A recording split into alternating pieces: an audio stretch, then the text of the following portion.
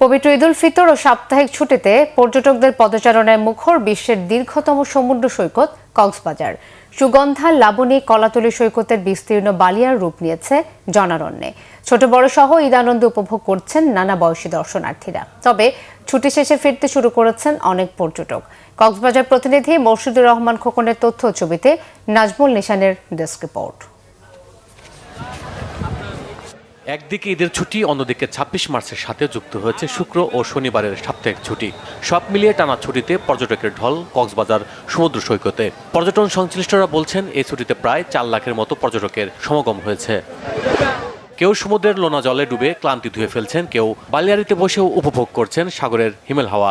আবার beach bike, ঘোড়া কিংবা জেট স্কিতে চড়ে উল্লাসে মেতে উঠেছেন কেউ কেউ। ভ্রমণের স্মৃতি ধরে রাখতে সেলফি ও ভিডিও ধারণের ব্যস্ত অধিকাংশ পর্যটক।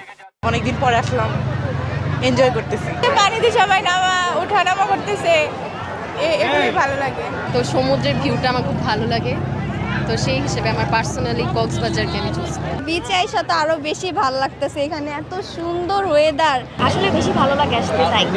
আর এটা অ্যাকচুয়ালি ফ্যামিলি ট্যুর, সবাই মিলে আসলে তাই খুব এনজয় করি। লাবণী বিচে আমরা ২৭ জন লাইফগার্ড কাজ করে থাকি সর্বদা।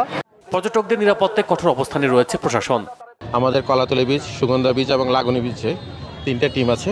তারা যারা কক্সবাজারের পানিতে নামছে, যারা পর্যটক আছেন, তাদের নিরাপত্তার জন্য 24 ঘন্টা 2 শিফটে কাজ করে যাচ্ছে। কক্সবাজারে থাকা 450-এর বেশি হোটেল মোটেলে এখনও বুকিং রয়েছে। পর্যটকরা যেন নিরাপদে ভ্রমণ শেষে বাড়ি ফিরতে পারে, এমন প্রত্যাশা পর্যটন সংশ্লিষ্টদের।